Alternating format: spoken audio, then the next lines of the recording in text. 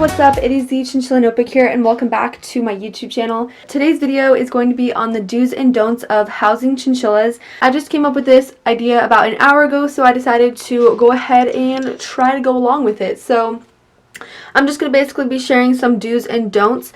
And I do want to mention that I think this is going to be the start of a series of the do and don't series, and this specific video is going to be on the topic of housing your chinchilla and their housing situation, but I will be doing more in the future. So on Instagram, I put up questions and suggestions for you guys to leave me some do's and don'ts that you guys think about. Okay guys, so first of all, I'm just going to get into the do's of housing chinchillas. So basically what you want to do and want to make sure you are doing when you are owning your chinchilla. Merlin, don't go down there.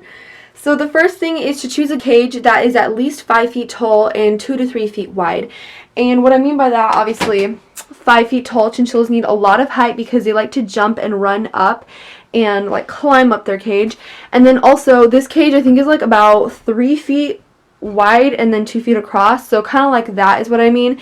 And more important than being like wide is height, but of course you do want some width in there. I have the Critter Nation Model 162 and I got it off Amazon. This has got to be one of the questions that I get the most one of the things I get the most questions on. Like literally everybody asks me where I get his cage from. So the next thing that you want to be doing is to set up your chinchilla's housing before you bring them home. I feel like this is pretty obvious. Setting up your chinchilla's home in their cage before you bring them home for the first time is obviously very important, but I just wanted to mention it in this video in case anyone is thinking of getting a chinchilla and they just didn't know that. You want to be able to you want to make sure you're prepared, not only with the knowledge but also that their cage is all nice and prepared. So this next thing is about their cage, and it's basically to make sure that you don't have mesh or bars on the bottom of their cage, and basically just use proper bedding to make sure that their feet don't get hurt. And if you don't know what I mean, every single cage actually I think comes with bars or mesh on the bottom. As you can see, this one comes with bars on the bottom, but they also came with a plastic pan that I covered with fleece. But pretty much if you take out this and then just let your chinchilla go along sitting and like walking on those bars, that is so bad for their feet.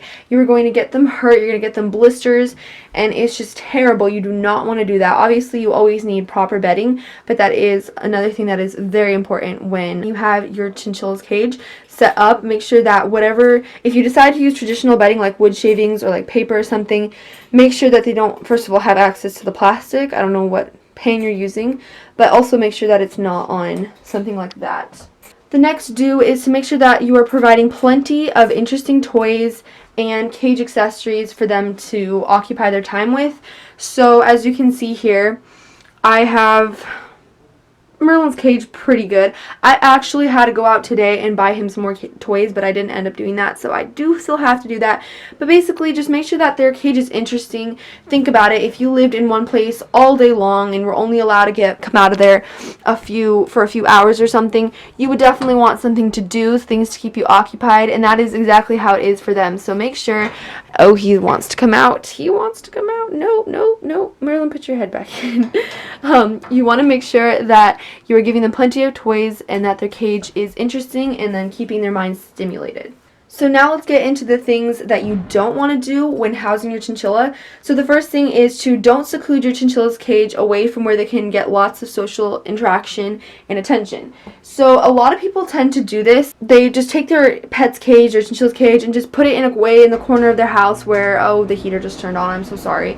They just put their cage in a part of the house where they are not going to interact with them, where it's out of the way and no one ever walks through. And you don't want to do that. As much as you want a pretty peaceful place during the day for your chinchilla to be living so that they're not disturbed all the time, you also want a place that has a little bit of human traffic, you know, your family's traffic coming through so that they get attention.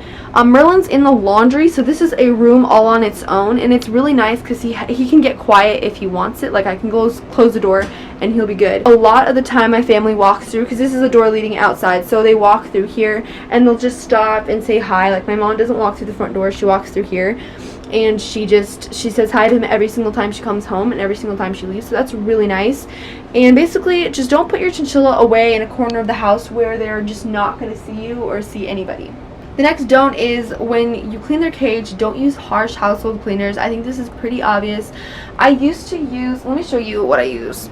I used to use Clorox wipes, but now I strictly just use this Method anti-bac all-purpose cleaner. This brand Method is very natural and like very what's it called, soft, or like gentle, I think is the word. So this is what I use for his cage. It cleans all the bacteria, but it still is not going to be super harsh and, you know, just upset him or anything like that. That's very important. Next thing is, don't expect a single chinnie to be happy unless you can provide an enriching environment on your part. So basically, if you are keeping your chinchilla on your own and you think that's going to keep them happy, that is false.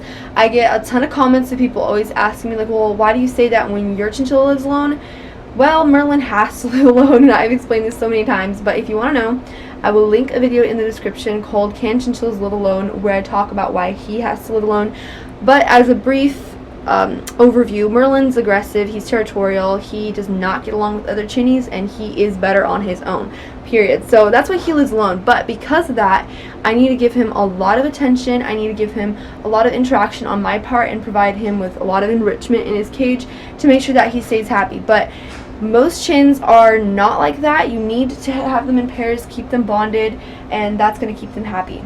Don't use toys or cage accessories that you're unsure about and haven't done researching into. So I have come across a couple toys in my past where I was not sure if they were okay for chinchillas. They were labeled for chinchillas, but I wasn't sure, or they were labeled for another animal, but I thought they might be able to be used for them. Basically, I just didn't buy them, or I did my research into them. That is a huge thing. I see people with items in their cage that are not safe for chinchillas because they haven't done the research, or they think they're okay just because they're labeled chinchillas or small pet. But no, if you're unsure about something, don't get it, or at least do your research into it and stay away from that item. The last thing is to don't keep their cage in a drafty place or in direct sunlight ever. Chinchillas do not like drafts. They do not do well with drafts, which is one of the reasons I don't agree with fans in the room. If you have a fan either pointed at your chinchilla or either in the room, because it's going to create a draft for them, and it's just not pleasant. With the heating and the AC unit is in Merlin's cage, but it blows straight to the door, and literally where I'm standing, I cannot feel it. I can't feel a draft anywhere where I'm standing. He still gets the cool environment, but it is not going to hit him directly. And then also, I have this window here, like this curtain. Oops, I mean not. I was about to show my reflection. And sometimes I'll like slide it open and let him some light, but also the light where the sun is rising and like where his cage is positioned and where his hut is specifically, the sunlight never hits him, which is very important. Okay guys, so I don't want to make this video too long, so I think I'm just going to let you guys go. But those are all my do's and don'ts on chinchilla housing. I'm sure there's more, and if you do come up with any more, leave them in the comments below, because I would love to read them, and I'm sure others would love to learn more as well. And I will see you guys in my next video. What do we do with this life?